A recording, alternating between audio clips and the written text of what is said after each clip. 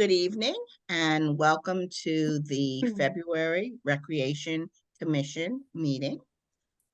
This meeting will be replayed via the Infinity Channel 8 or High Definition Channel 1072. It may also be accessed via our Government Access Channel live video on demand archives on the Town of Barnstable's website. I will now begin with our roll call. Tony? Present. Lisa? Present. Jim? Present. And Tim. Tim is present. Thank you so much. I will ask for a motion to accept the minutes from our January meeting. So moved. Do I hear a second? I second. Any discussion, updates, corrections, comments? I Okay, didn't catch who made the motion to accept the minutes. Tony accepted. Jim. Tony was second. Jim, Yep. were you first? Jim was Yes. first. Thank you. and I'm going to use the good old reaction button on our Zoom because it's a feature that I like to use. And everyone in favor, give me a thumbs up.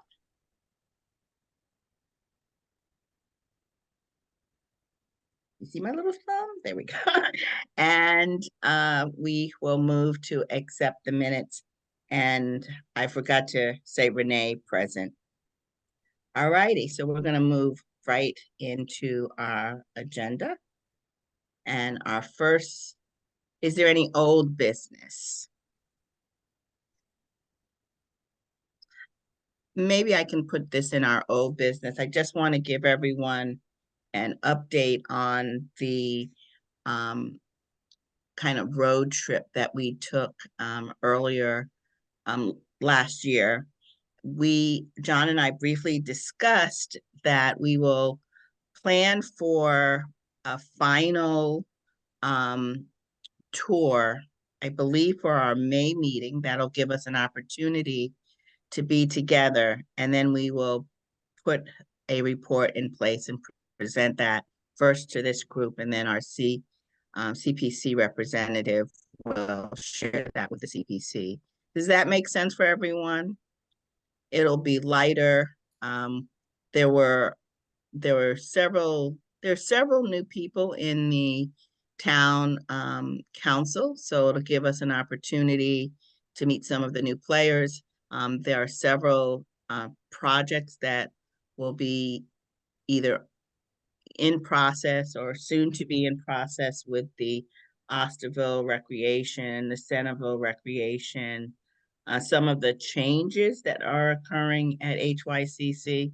So we will have our May meeting, our March meeting, April meeting via Zoom, and plan for a outbound recap of the facilities we cover under the recreation. Does that make sense?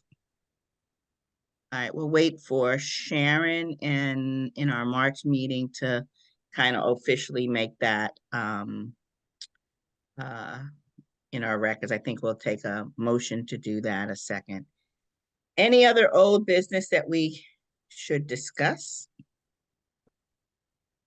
All righty, so it is with great pleasure that I introduce Tim, who is responsible for the amazing Cape Cod Youth Sports.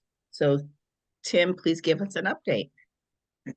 It's kind of a weird thing because I'm on the Recreation Commission and I get to talk about my program. But yeah, so I am, I guess, the owner, if you will, director of Cape Cod Youth Sports. We've been in existence as Cape Cod Youth Sports for about 7 years. But we've got a couple of cornerstone sports programs within that have been running for 10 years. One being the Cape Cod Youth Flag Football League, which we started in the spring of 2014.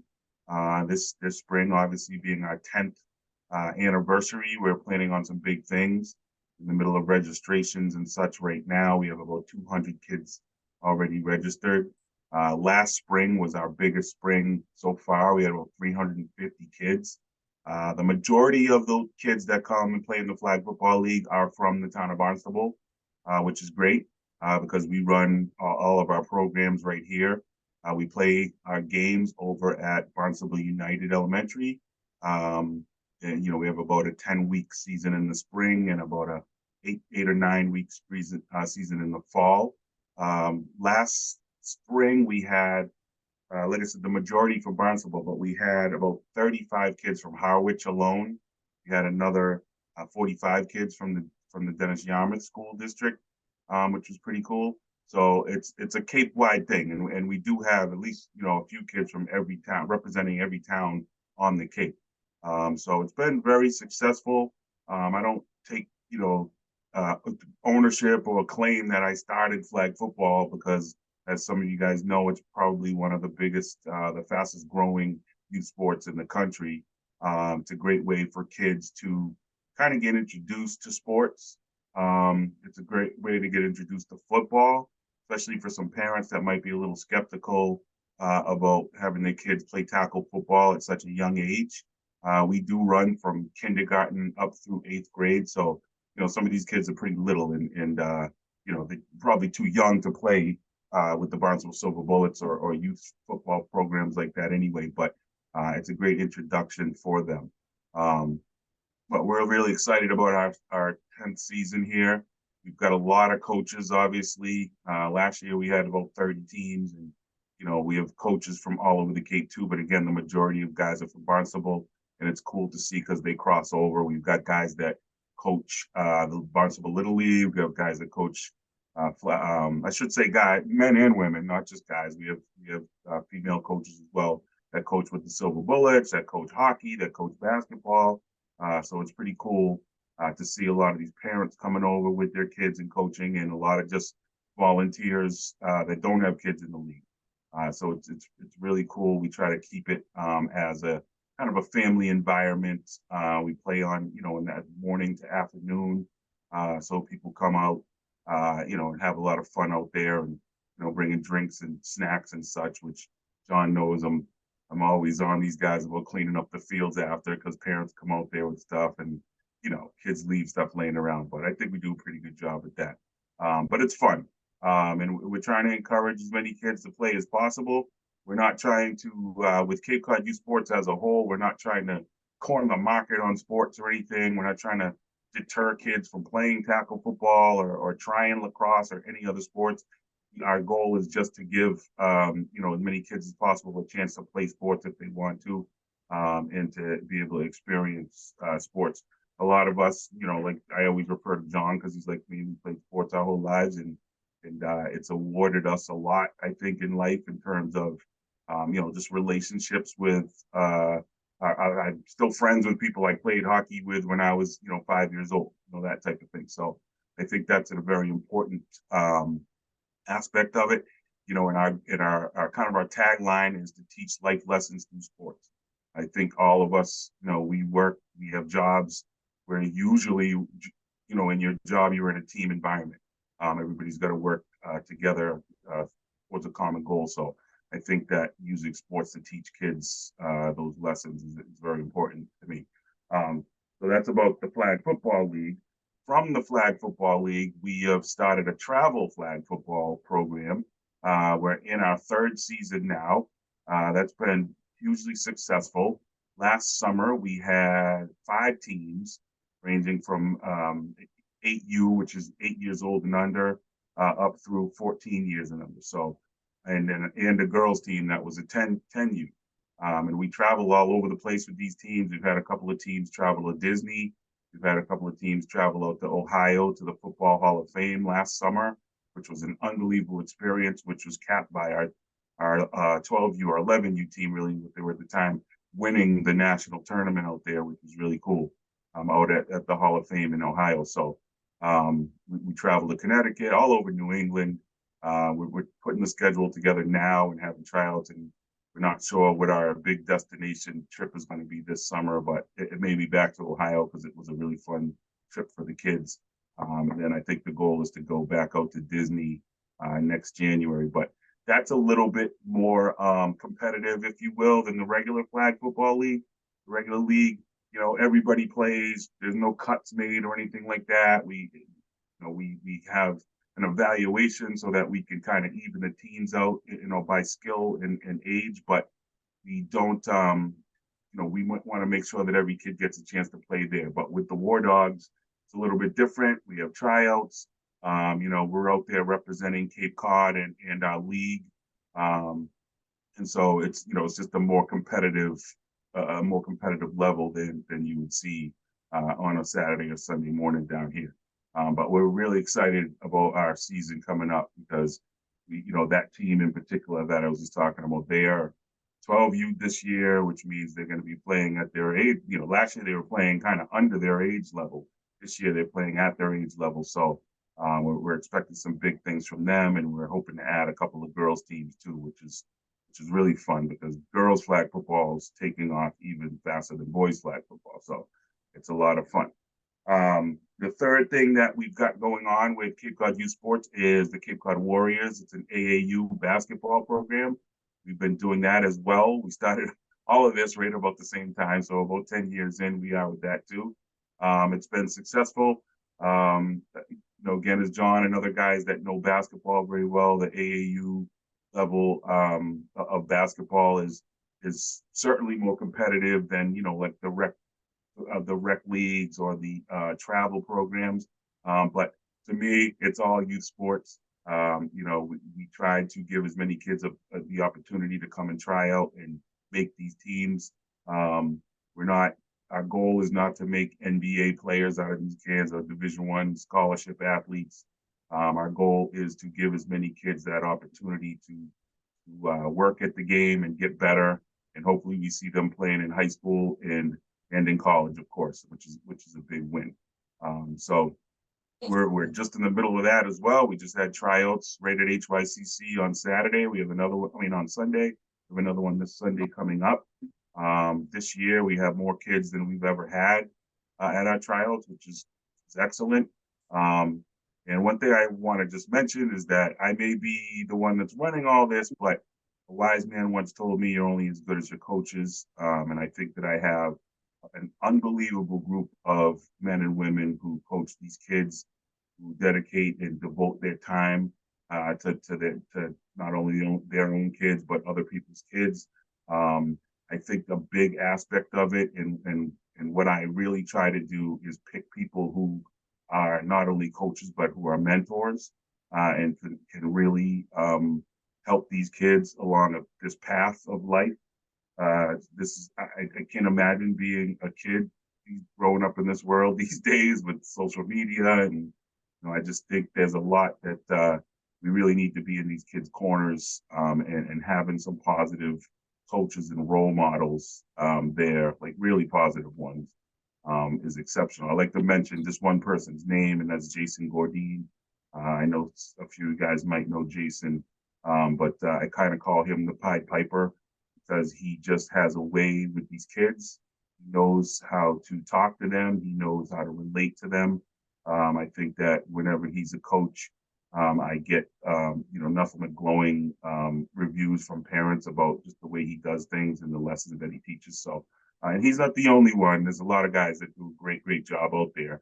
But I think that's a big aspect of it. So, in a nutshell, that's pretty much what we got going on. We really would, I really am trying to more officially implement a mentoring, kind of aspect to everything.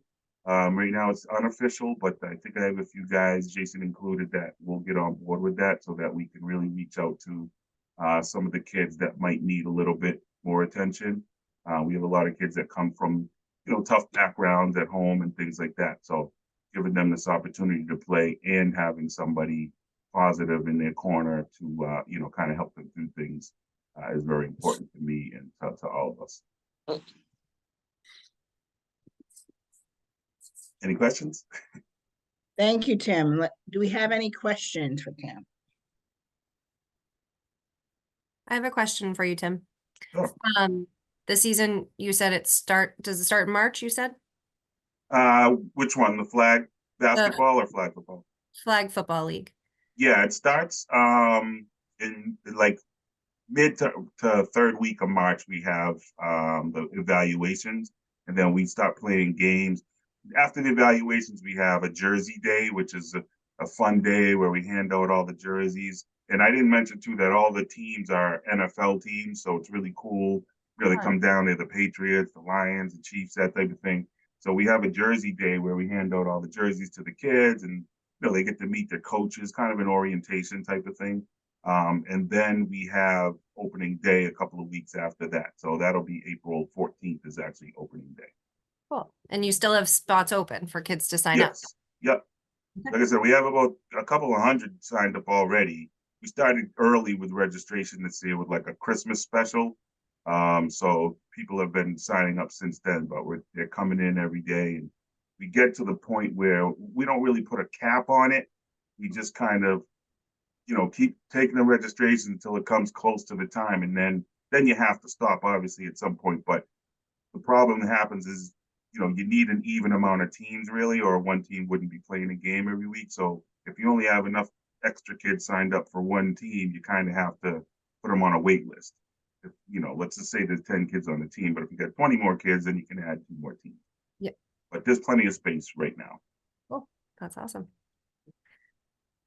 So Tim, I have a question. When you, on the kids go during, oh, I can't even speak tonight, the traveling teams, do you do any fundraising to help with the cost of your traveling teams? And if so, tell us more. We do. Good question. So our fundraising usually goes team by team, not the whole organization. So which seems to be just a good model for us.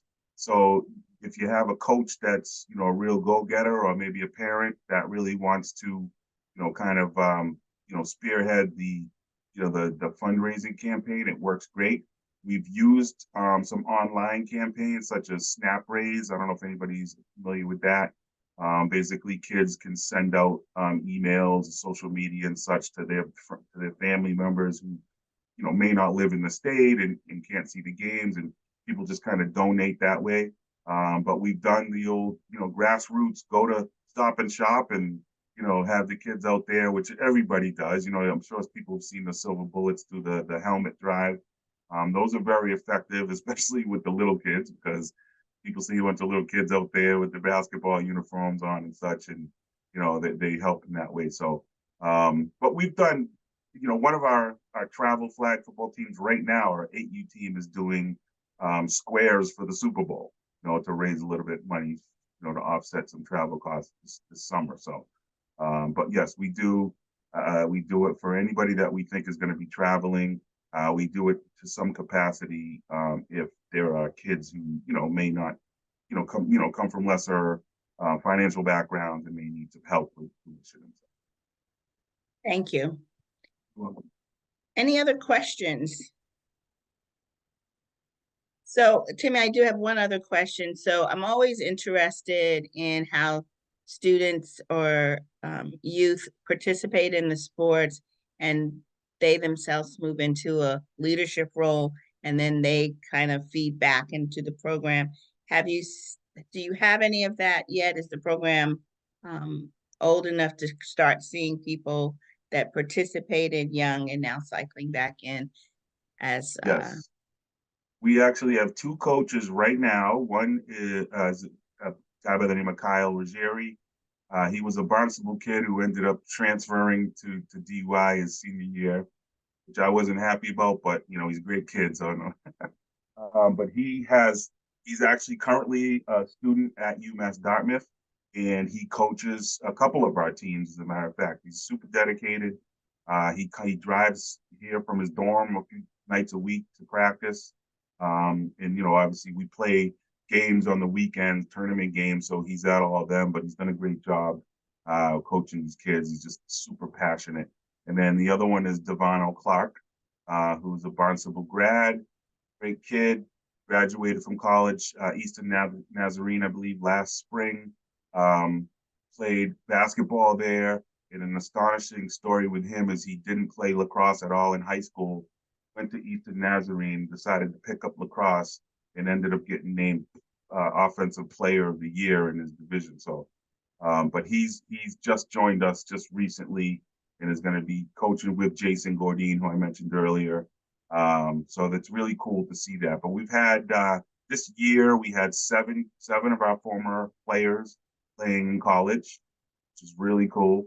You know, I did a little social media post about it a month or so ago, and you know, it's just, you know, you're proud of the kids. They're good kids. They come up, and you know, we know we're not responsible, but we like to think we had a hand in helping them grow and seeing them succeed. Thank you. You want? Any other questions?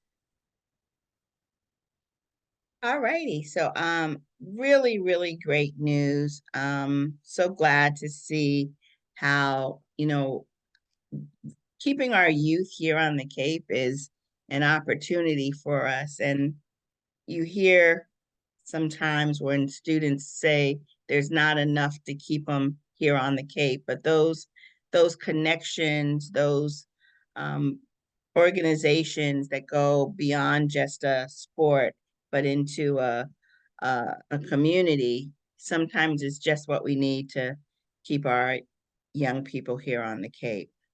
So I'm going to go to our agenda and ask for John to give us the commissioner, give us his update. All right, thank you, Renee. Good evening, everyone. Just give me a moment while I share my screen here.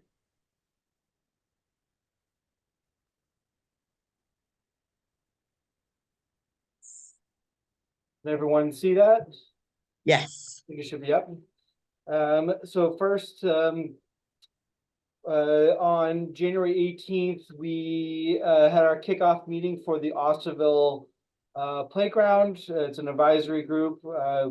We have met twice, once on the 18th and February 1st, just to kind of meet each other on the advisory group and to discuss what has happened in the past.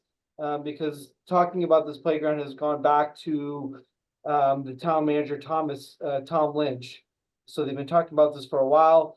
They had a committee prior to this new one.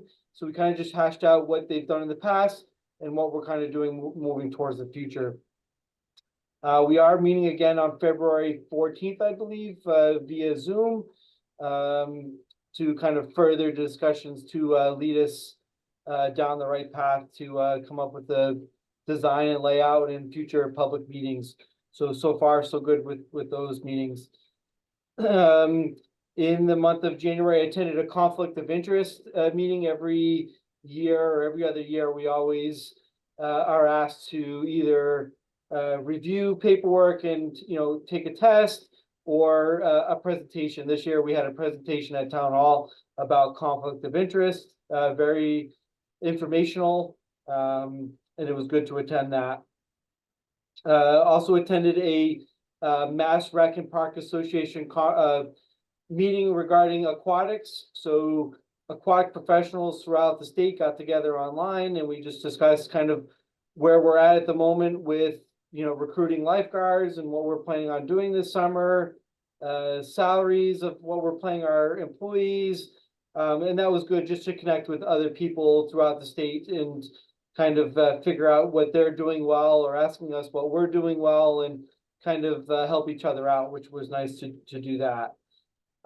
There is a new staff member at the YMCA, Jeff Conlon. He's the former athletic director at Cape Cod Academy. He's now working at the YMCA, and George Noonan and myself met with him to discuss some lifeguard training opportunities at the Y, and see what kind of things that we could work together on or what we could do maybe a recreation by ourselves to offer some lifeguarding classes.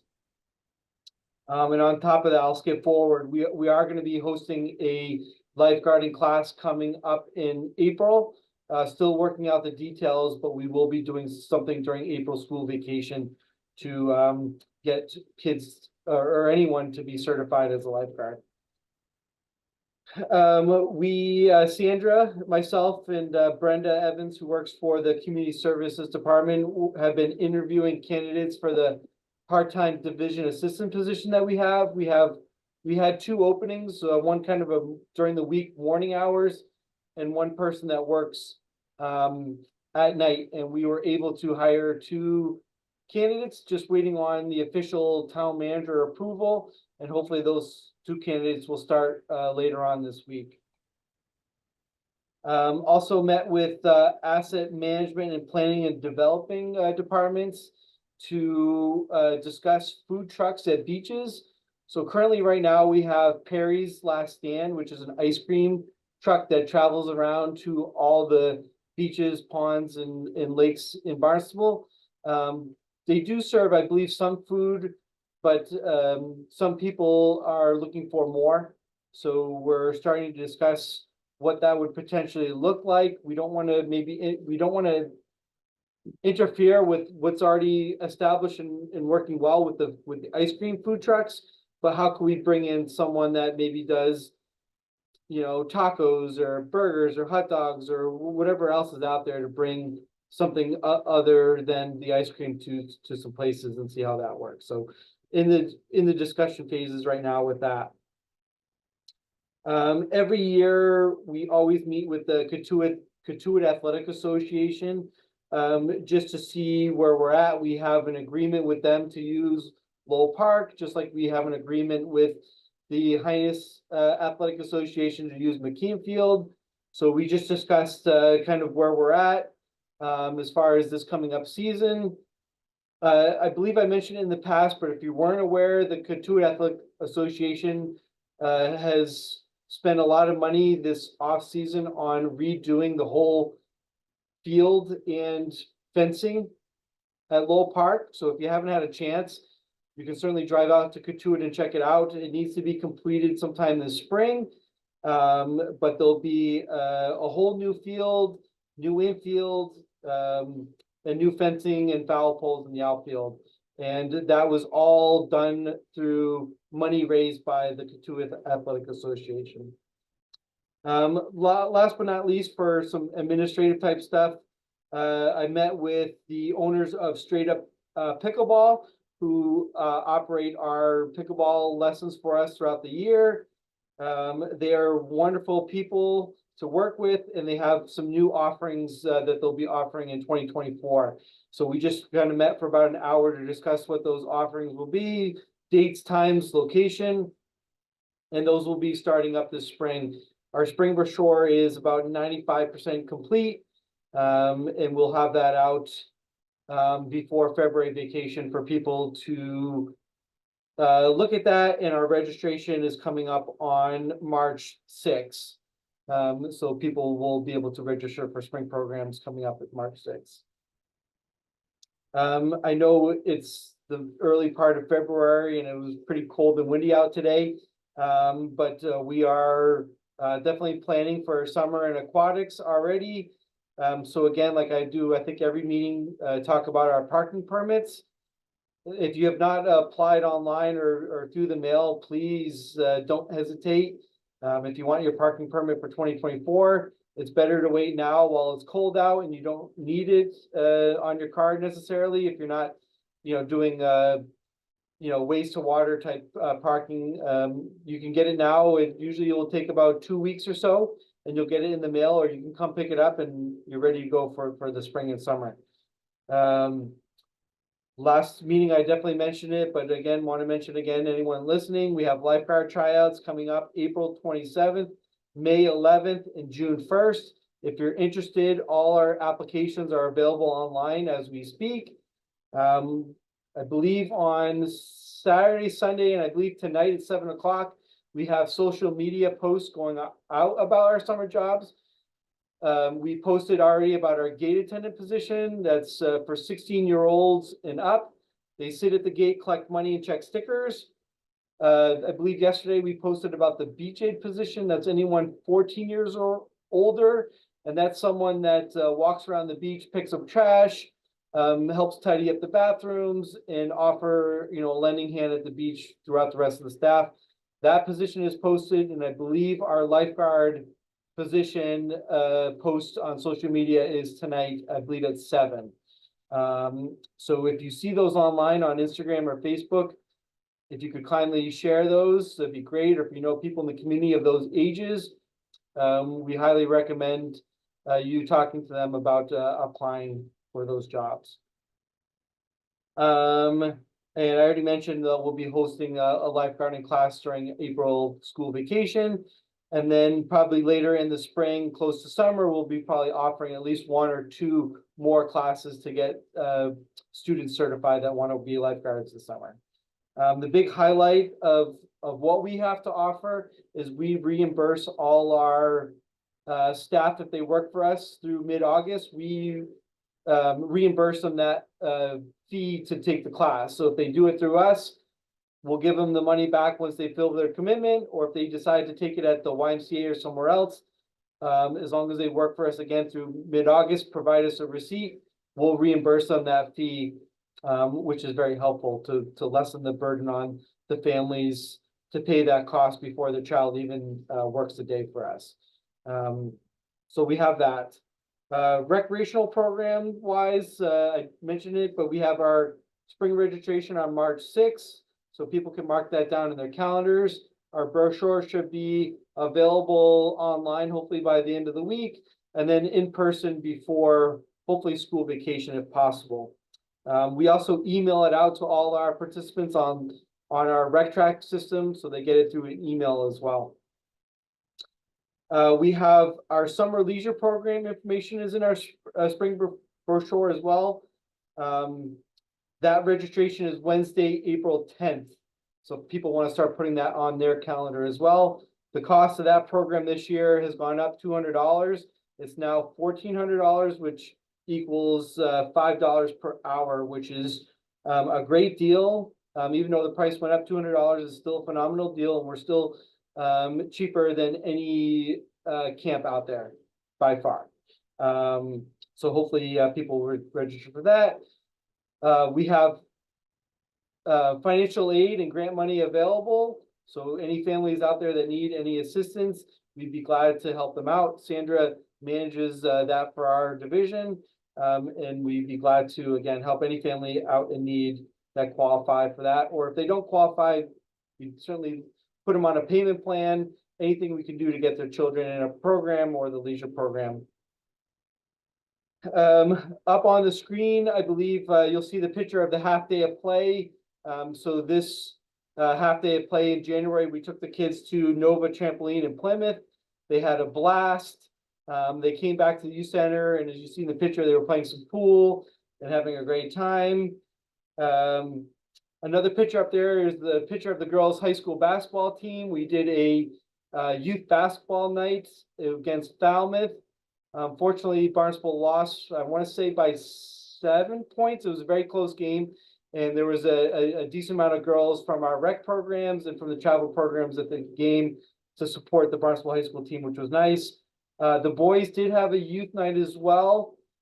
But I know the game I think they were supposed to have was on a Friday night that got canceled, and then they rescheduled it to a Monday.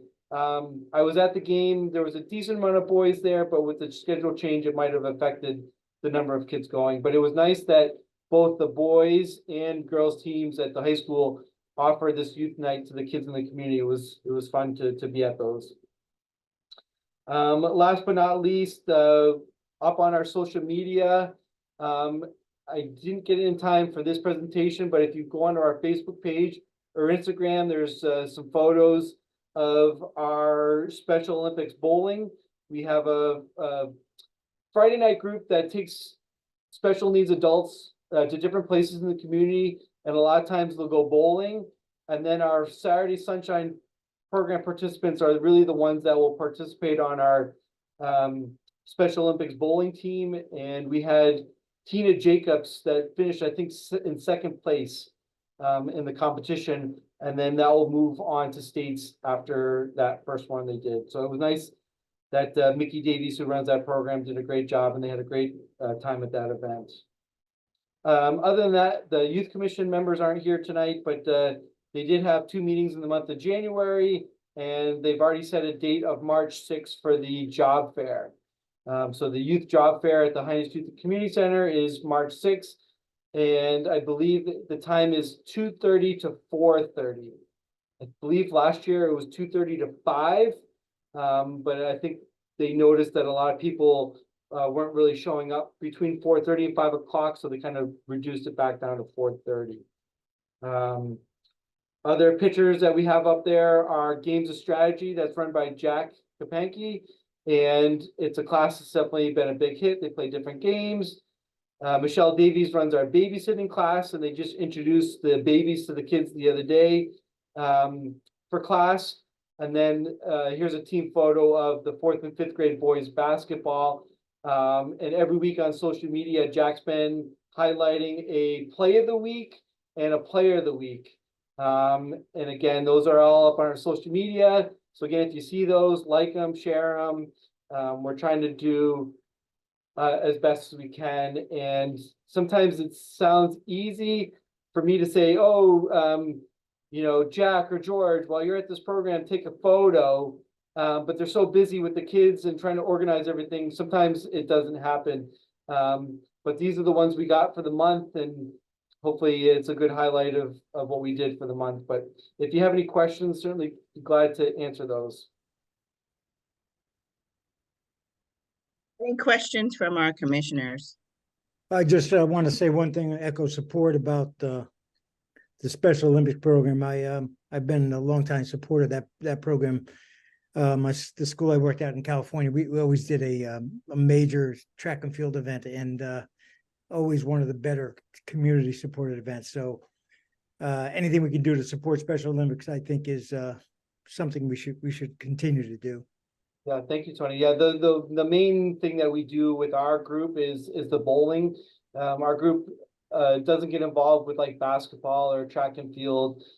We kind of just highlight the bowling piece of things, but it's a great program. The adults have a phenomenal time, and these adults practice a lot, and they are exceptional bowlers. They're very good at bowling and have a great time. One thing I learned about Special Olympic athletes, they're very competitive. They like to be in there, and it doesn't really matter what the activity is. The program itself is just wonderful. Yep. Agree with you 100%.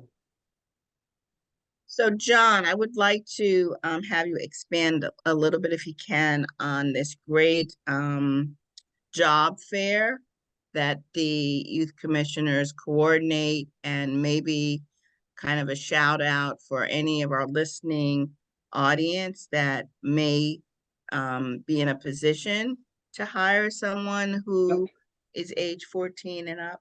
Sure. So the youth commission goes out and solicits businesses that are looking for any employees 14 to 18.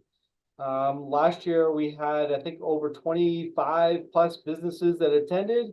And then when the kids come here, they'll walk around the gym of the youth center, and each business kind of categorizes what age group they're looking for. So some, like us, recreation, we want anyone from 14 to 18. Some people are looking for, you know, staff that are 16 to 18. But there's youth commissioners that are around to help the families navigate the jobs and what's available to them. Usually there's someone here to discuss like how to fill out applications, you know, what kind of questions you can ask an employee, you know, what's required by law by the employer, so the kids understand, you know, what their rights are for hours and, you know, restrictions and stuff like that. So it's just a great event that the Youth Commission puts on, dedicated for youth. This isn't, you know, a job fair for, you know, young adults or, you know, older adults or college kids. This is geared towards the 14 to 18-year-old kids. We provide busing from Barnstable High School to the youth center. So there's, you know, anyone that has a hard time getting here, we find a way to get here. And I believe we served kids from Sandwich all the way to Nauset High School last year, that kids came to this event looking for jobs. So if you're out there that you're looking for employees, certainly reach out to myself or George Noonan, and we can get you the application to be a part of the event. And if you're a parent listening or a kid listening in, you have marked down Wednesday, March 6th to come here after school from 2:30 to 4:30 and find a job. There's, you know, restaurants, golf courses, the recreation division, the YMCA. You know, usually there's multiple businesses here looking for employees. And March 6th is on a Wednesday. Wednesday, yeah, it's the same day as we have our spring registration, so it'll be a busy day for us here in the building. But that's how we like it. So it'll be a fun day.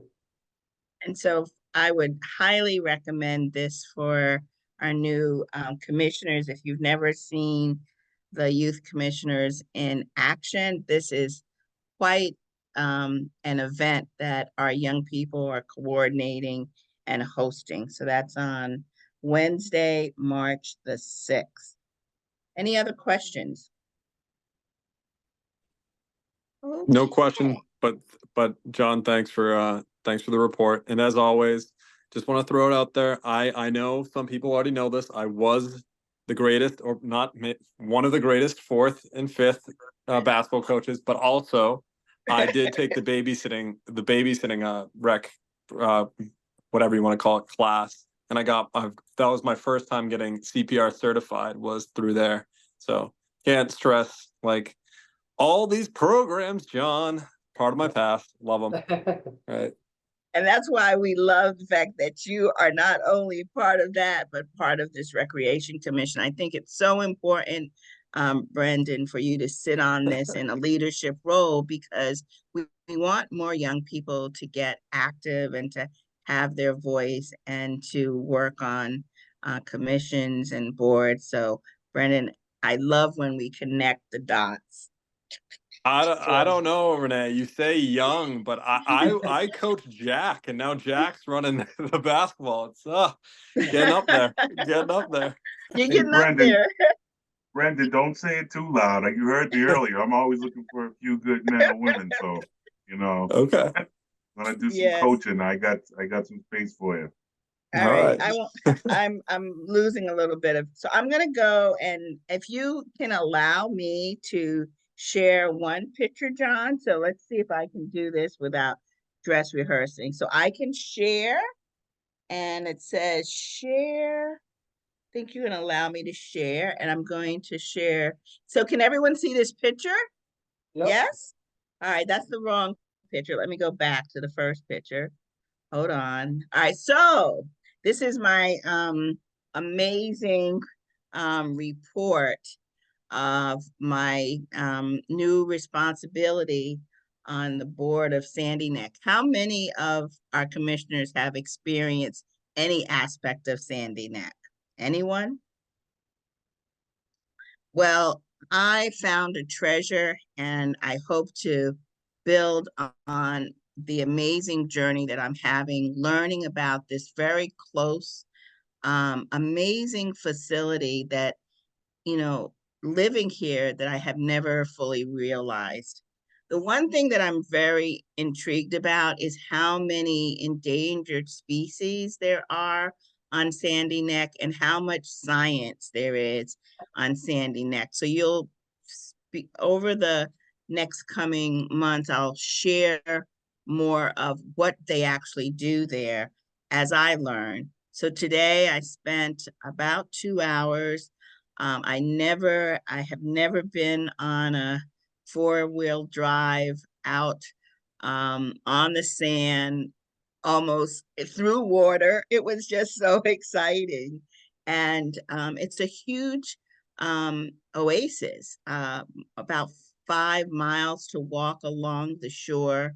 I'm just, I think that what I'd like to say for my experience today, we often talk about being unplugged. And I had the best unplugged afternoon that I've had in a long time. So more to come as I learn about all of the amazing resources at Sandy Neck. We have a wonderful recreation commission with a wonderful building, beaches, parks, and the treasure of Sandy Neck. Are there any questions? Did you see any animals while you were out there?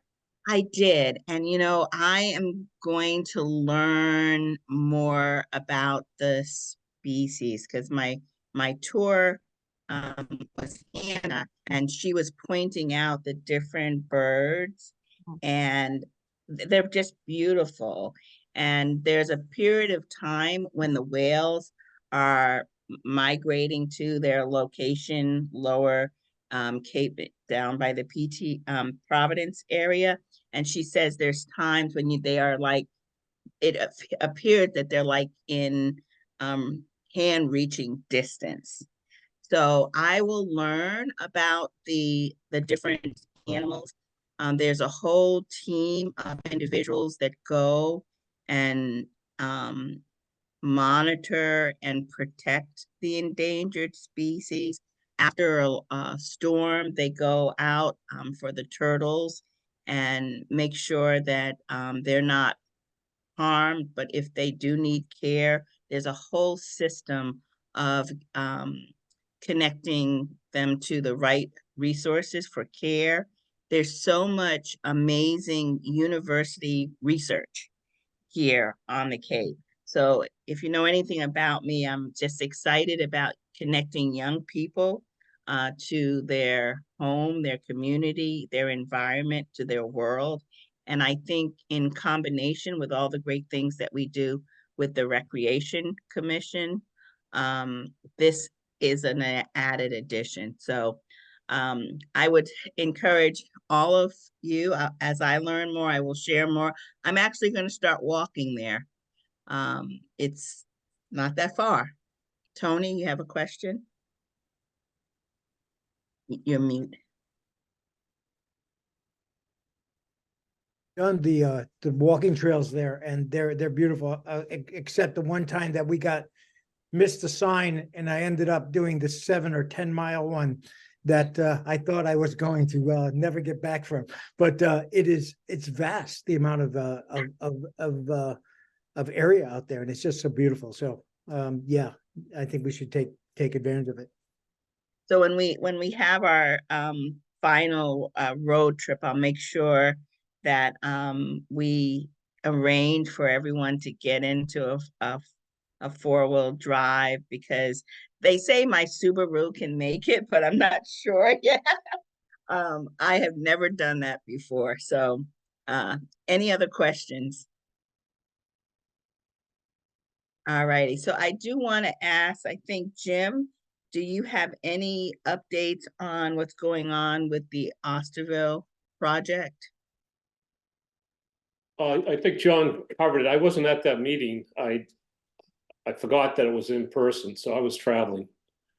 So I wasn't able to attend the last meeting. Okay, but thank you for sitting on that and teaming with John for that commission or for that project. And Tony, thank you so much for participating in the first of a series of meetings in terms of what potential growth may come from the Adult Center. So I'll pass the floor to you for an update. Yeah, I could give a quick update. A meeting was last Thursday, and it was open to it was an open meeting, and it was quite well attended. It was probably 30 or 40 people there, giving lots of different input. It's an interesting. They're trying to develop a tract of land around the adult center, and they have engaged an engineering firm to do that. The representative was there and gave a presentation, quite a detailed presentation. It is an interesting tract of land because it is adjacent to the intermediate school, so they have that as a possibility in what they do. But they're talking about recreation possibilities. People brought up things such as obviously walking trails. There was a lot of support for a braille trail for the blind that have been done throughout the area that they would like to bring in. Other outdoor education. I thought it's probably a good idea to see how we can connect with the intermediate school to see how there could be connections there. And then there's also lots of interest brought up by the engineering firm about potentially bringing a section of that for housing, which brings up a whole other set of issues surrounding housing. Lots of people who were residents, I feel, because there's a lot of single family dwellings. We're talking about traffic and all the issues that you might think of. But I think this is the first of probably several meetings that will happen. They took input and they said they would get back to us. So I guess I will go to the next meeting whenever I'm contacted. But right now, that's sort of a quick update. I mean, we would love for you to, and thank you for going, to be kind of the voice, tying it in to recreation. I have a question, did anyone talk about an aquatic center? Did anyone bring that kind of wish list item up? To this project, no, that did not come up. It sounded to what I was hearing initially from the engineering firm was not about a lot of building as much as developing the land around it. They talked about no changes would be made to the adult center itself. That was not the scope of the study, but that did not come up from the general consensus there. Thank you. Any other questions? Okay. Something, Renee, sorry. Yes.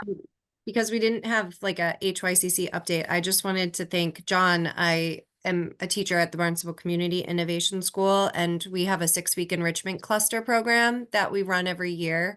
It's part of the school day. It's like a small group that kids kind of sign up for something based on their interest. And we're very lucky that the elementary school is right next door to the HYCC, but I just want to thank John and Sandra and everyone over there for allowing the students to come over again for those 6 weeks.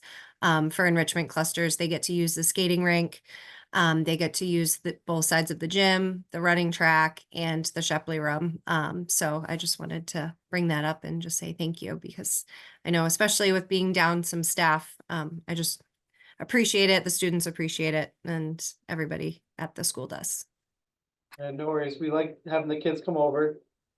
Yeah, George has been tackling downstairs and getting the skates ready. That's not really my world. So I've been focusing on getting the gym ready for the kids to come in and play volleyball and put the curtain down so the other instructor can put down his soccer goals and kids can play soccer in there. So we love having the kids over. So anything to do to help out, that's what we're here for. Thank you. Any other questions? Are there any matters that we have not considered? So, Alicia, did I say it correctly? Alyssa. Alicia. Oh, I got it, my brain. It's So, like Melissa. Melissa. All right, so that maybe that will read. I am definitely aging. Melissa, Alyssa, that might work for me. So, Alyssa, we spoke briefly at the last meeting when Sharon was here, and Sharon's on holiday this meeting, the possibility of the two of you sharing the CPC role. Okay. And I wanted you to think about that, because I know the busy times when you're a teacher and teaching, you may not be able to do it, but you two could work out, and then we would have dual representation. And what my goal is to try to get everyone to kind of be a little bit outside of our monthly meeting, but no more than your schedule allows. Yeah. So would you consider that for me?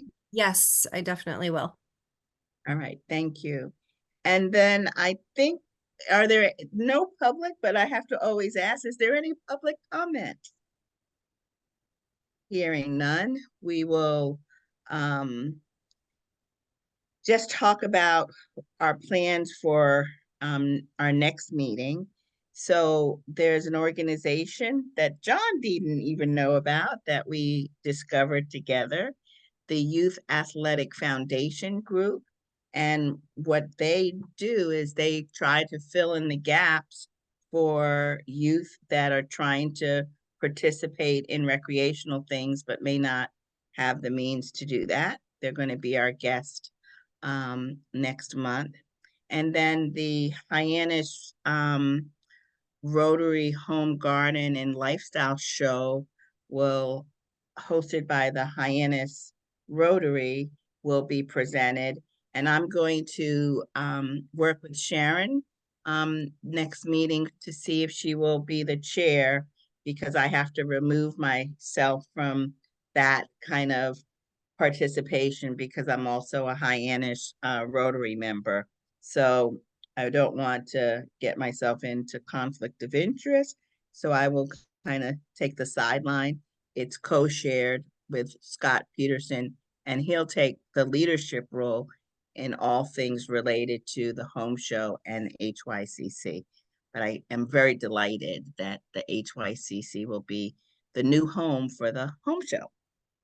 Are there any other topics that you'd like to bring forth in our March meeting?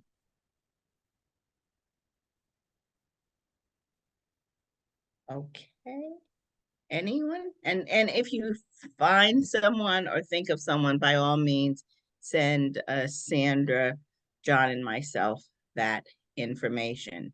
So without any further delay, I'll ask for a motion to end our February Recreation Commission meeting.